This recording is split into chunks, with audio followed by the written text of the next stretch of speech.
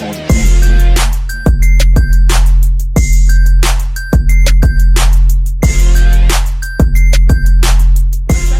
up? Back kicking it with Momo. Hey guys, thank you for tuning back into another video.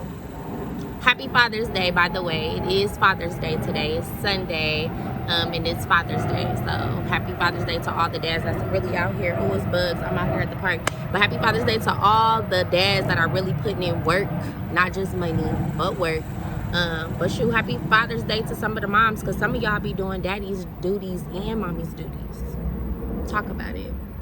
Anyways, but that's not the purpose of the video today. If you are not subscribed to the channel, please go ahead and hit the subscribe button. If you are subscribed to the channel, thank you so much for tuning back in, because y'all know I love y'all. But today, since it's Father's Day, and y'all know I lost my daddy on February 4th of this year due to COVID, I just wanted to do a video about my daddy. Like, I felt like this would make me feel better today, because I woke up crying. Today is my sister's birthday too. So how ironic is that Father's Day falls on her birthday. So I text her this morning. I don't know. My sister's kind of more private, and like when she go through stuff, she don't really like I don't know, you can't never tell. She just go into like a little hibernation, I guess you can say, and she just, you know, when she get out of it, she'll pop out. But I don't want her to be like that. Like, not about our daddy, because I'm going through it too. I was crying all morning. I barely got sleep yesterday. I've been trying to turn up so I can keep from turning down, if you know what I mean. So like, I'm like, ooh, but yesterday night it was weighing heavy on me. I was like, okay, like I need to figure out something that's gonna make me feel better. So this is a tribute to all the dads out there. You might have a similar story. You may not have a similar story. I mean, my story pretty much is kind of unique. Most people that know me be like, dang, that's dope. Like, you know, because there's not too many people that can say like they daddy really raised them, like got full custody of them and took them from the mama. Not too many. You know what I'm saying? Some of y'all got dropped off with the baby. It wasn't like you just took the baby, but you ended up still doing your duties at the end of the day. So yeah, this video is let me shut up. But this video is definitely not nothing like that. It's just a tribute to all the dads out there. Ooh, it's a bug. All the dads out there, and just to talk about, you know, a little bit about my life and what me and my dad have experienced and the things that I've learned from my daddy, because my daddy was dope. If you know me, if you went to school with me, you know my daddy, because he stayed up at this school. So sad.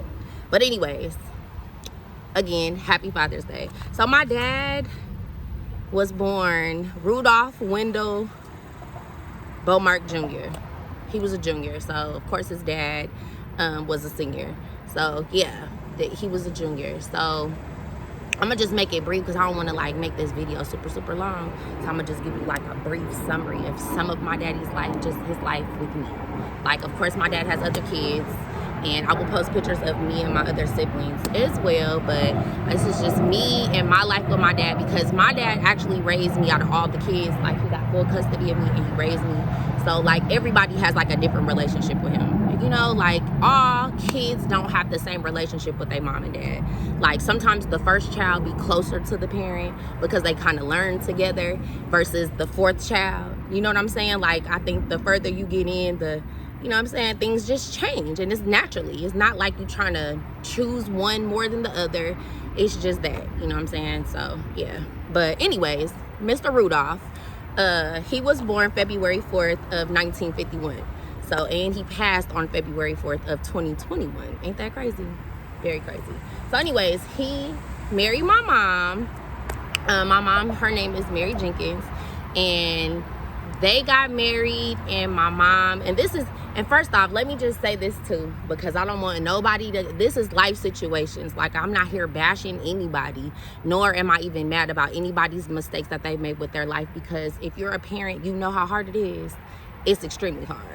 And I don't know about you, just being honest, I done wanted to give up a couple times. So I know how hard it is. So this is not bashing my mom or bashing my dad. This is just simply telling, you know, how life has affected me as an adult, and the things that me and my daddy went through, and how close we are.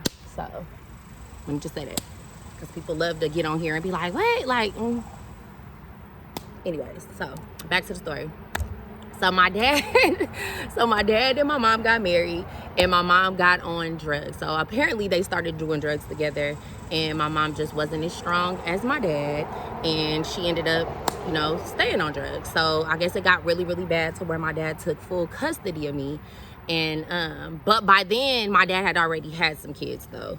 So I was like, I'm the baby, by the way, like I'm the baby. So I was the last one. So, and then like my sisters, they stayed with their moms.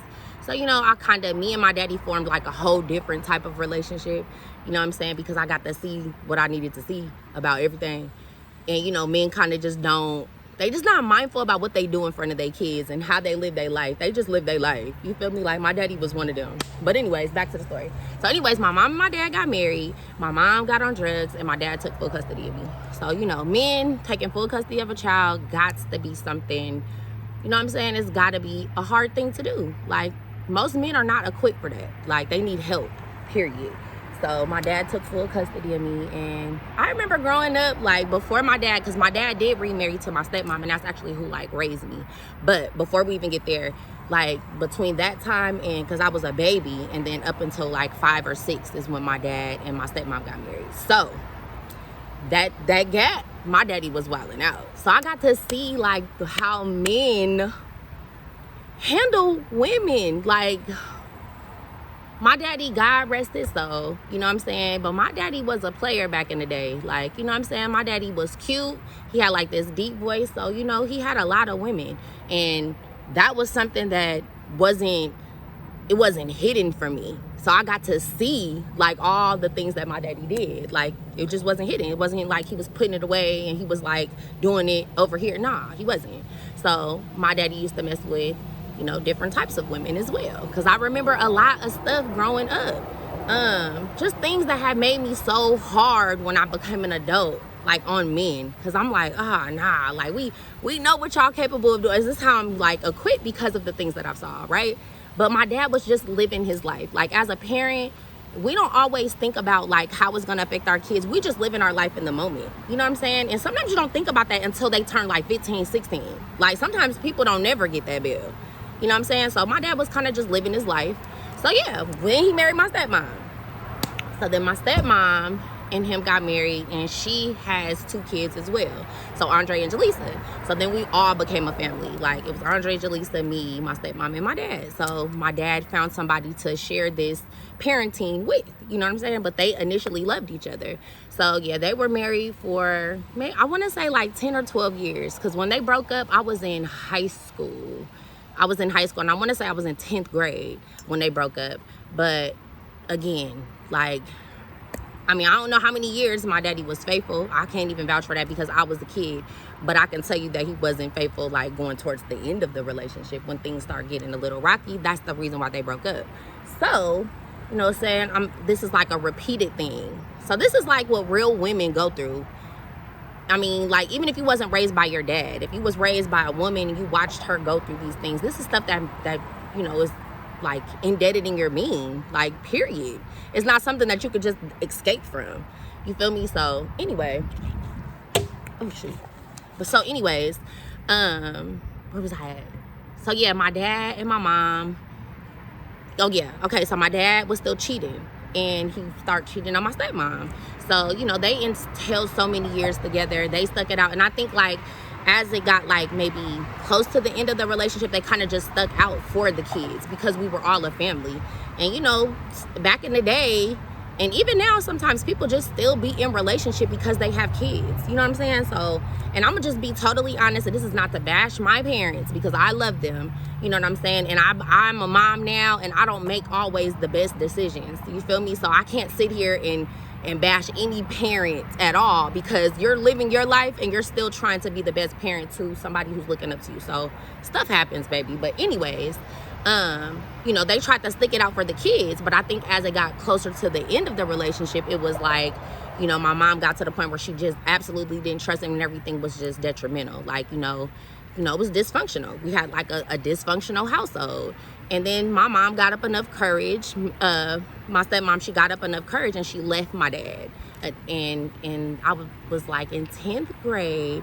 And this is why I'm so, I guess, mature and I handle things the way I handle things. So like when she left my dad, we lived in California at the time. So like, mind you, my stepmom's family was not from California. They lived in Ohio. You know what I'm saying? She was Cuban, and all of her family was not in California. So she was in California because of her family, her immediate family, the kids and her husband. So yeah, she moved. Peace. You know what I'm saying? Like most women will leave. Like, especially if you have no family, no help, and this man is doing this, like, yeah, you're going to bounce. So she bounced. And when she bounced, my dad was like in an unstable situation, and I had to like low-key fend for myself. So I went from house to house. That's how, like, my friends that I have from California are like my real life friends. Like, they've been my friends since high school. They know my whole story. Like, they can tell you, like, yeah, her parents broke up. Like, I had a hard time growing up, but it made me who I am. You feel me? Like, all of that stuff molded my being. That's the reason why I am so strong-minded. And you know what I'm saying? I'm also open, and I'm very transparent. And when it comes to certain stuff, I just stand firm on it because, you know, of the way I was raised. But anyways, not saying that it was right. You know what I'm saying? But stuff happens. But anyways, yeah, so that's how yeah, 16, you know what I'm saying? Like, so I stayed with my friend Brianna. I stayed with Markeisha. I stayed with Shakita. I stayed with a few people, man. I'm trying to tell you. And then my dad had I think initially when it all hit the fan, my dad had got me a room in somebody's house, like in his friend's house or something. And I stayed there for a little while. Oh no, but I stayed with Erica. Me and Erica stayed in like a house with a whole bunch of basically lesbians, and I was young, you know what I'm saying? So, but this is what I had to do. Like, this is the thing, like, when you have no choice, you have no choice, right? So it was either that, or I just stayed from bouncing from apartment to apartment and house to house. So yeah, I stayed there. But that's how I learned. At that apartment is when I learned how to be an adult. Like, I wasn't doing the right stuff, you know what I'm saying? True enough, but I had to learn how to be an adult there. Like, I'm gonna be totally real. Like, my mom and dad didn't like teach me how to go pay bills and stuff. Like, nobody was like, oh, come on, let's go to the store. None of that. I learned all of that when I got on my own, and I lived from house to house. Like, you have no choice. It's either sink or swim. So I was swimming, baby, period. So anyways, after that happened, you know what I'm saying? Like, my dad tried to help me out. He just was having a hard time. It's like he went from like 2 incomes to 1 income. You know what I'm saying? So, and my stepmom, she was, you know, the breadwinner because she was a nurse. So she was the one that was making the most money. So yeah, when she did, everything like cut, period. And so for me, I love my stepmom so much. I did want to go with her, but because my dad, our history, and he's been here for me like literally my whole life, I didn't want to be put in a situation to where I had to choose to go with him or go with my dad. So yeah, I hit it. Be grown. You want to be grown? Be grown. You know what I'm saying? So yeah, that's basically how things have happened. But my dad has been with me through this whole struggle. So then, after all of that, I moved to Texas. And my dad was still living in California. And then he moved to Ohio and got married to this lady in Ohio. But anyways, so yeah. And so, you know, we had been trying to get him down here. So then I had a baby. My son Malachi. I had him, and it was like my baby, like the last one of his kids, the baby, to have a baby. So it was so important for me to like make sure that my daddy and my son had a relationship. So I had been trying to get him down here for real. And so he came down here for a little bit, and then he left. And then he came back. Yeah. So, but before he came back, while I was pregnant, like, mind you, my mom, my real biological mom, I had never met her. Like, my daddy left her when I was a baby, and I hadn't seen her. Like, I had pictures of her. My grandma had gave me pictures of her, but I had never like met her and talked to her, like none of that. So when I was pregnant, my little sister had found me, and so I ended up linking up with my mom. And when I linked up with my mom, I just remember, and this is like, when I tell you, this was probably one of the most hardest things to get past in my life. But my daddy was he always been like so down for me. Like, if y'all watch my last videos with me, the one video with me and my dad, and I'll post the link in the description, but the video with me and my dad when we was talking about when I was young and I was bad, man, my daddy was on my butt.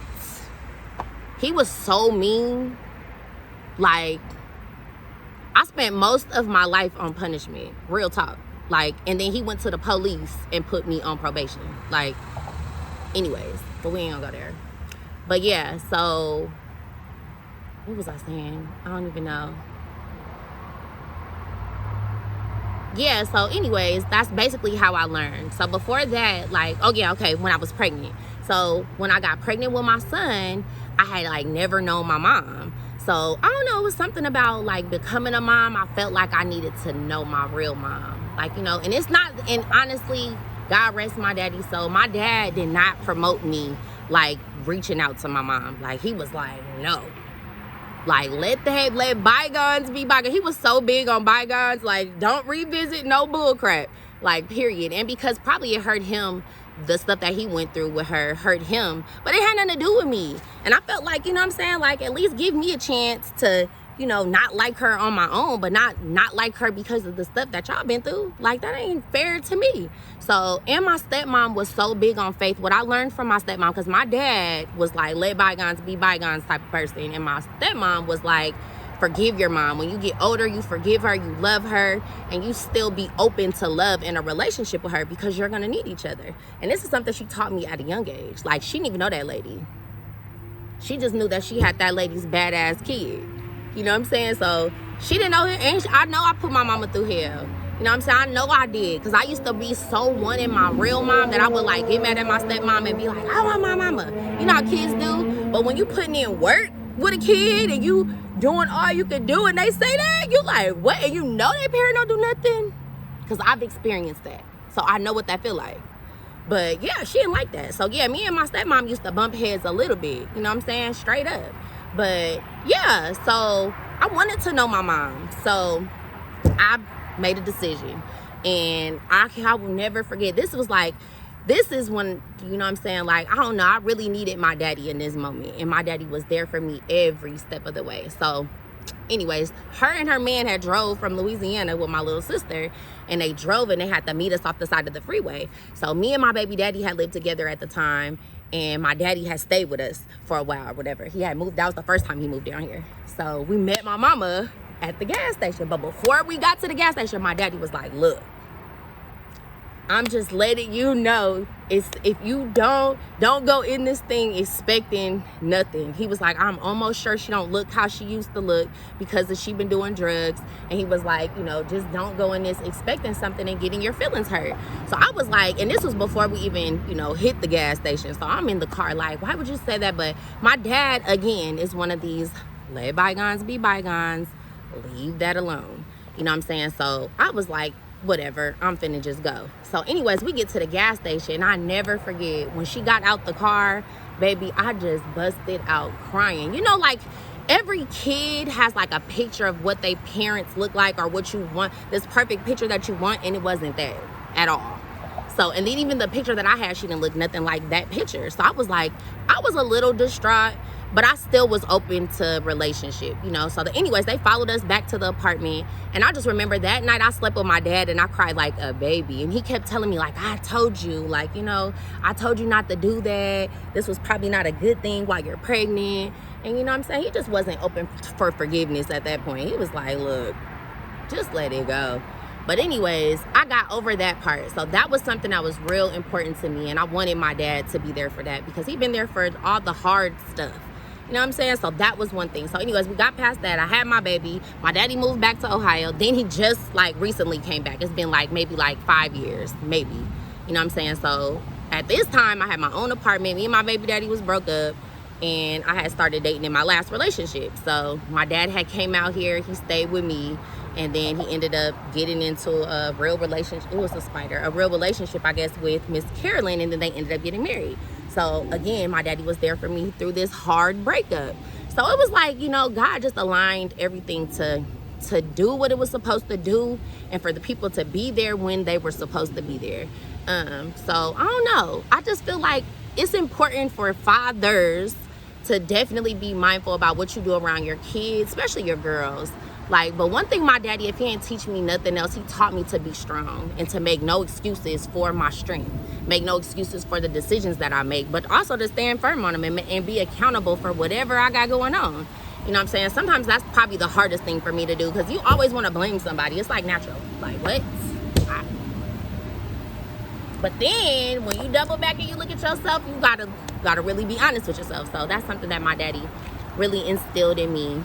And I don't know. So this made me feel better today. Just talking about him just makes me feel better, because he was crazy, and he was a Black Panther. But that was way before I was even thought of. You know what I'm saying? So he was really big on civil rights and all the theories you could think of. Like, I used to be like, dang, Dad. And I remember he used to watch black and white TV. It used to be so boring. But anyways, shout out to all the real fathers out there. If you a daddy, you know what I'm saying, take it serious. Your job is so serious, because you mold women like me. Like, you know what I'm saying? Like, this is what the outcome of being raised with your dad for the time, you know, like between baby and 6-7 years old is like the most impressionable time. So I ain't even gonna get on here and tell my daddy business, but the stuff that I saw in between those years kind of shaped me, like, for real. I am not playing. And even after that, like, because my daddy still continued certain behaviors. So yeah, man, like, you just gotta be mindful about what you do. But my daddy made me strong, and I'm very, very, very, very, very, very mindful. So I don't know, shout out to my dad. R.I.P. Daddy, you did your job. And all my sisters are strong, like, really. My brother's strong, both of them. You know what I'm saying? Like, we all go through stuff, but you just have to trust the process. I think this process of this year, not even making it, I think like next year when it hits February, when we go put his ashes in the ocean, maybe I can have like some real sense of peace. But right now it's just still fresh. It just hurts. And sometimes I just want to just not do nothing. Like, don't be bothered. Don't nobody call me. Leave me alone. So sad. I can't be like that, because God didn't make me that way. So anyways, again, happy Father's Day to all the dads out there. And if you're not subscribed to the channel, subscribe and tell me what you liked about this video. This was a real, honest, transparent, but a short version of a big picture, because my daddy died at 70. So 70 years of him being in the military, being a Black, I'm just saying, like, he done lived a nice life and very eventful life. So and he was the oldest, so I thought I'd in there. But anyways, if you haven't subscribed, subscribe to the channel. Happy Father's Day. Peace.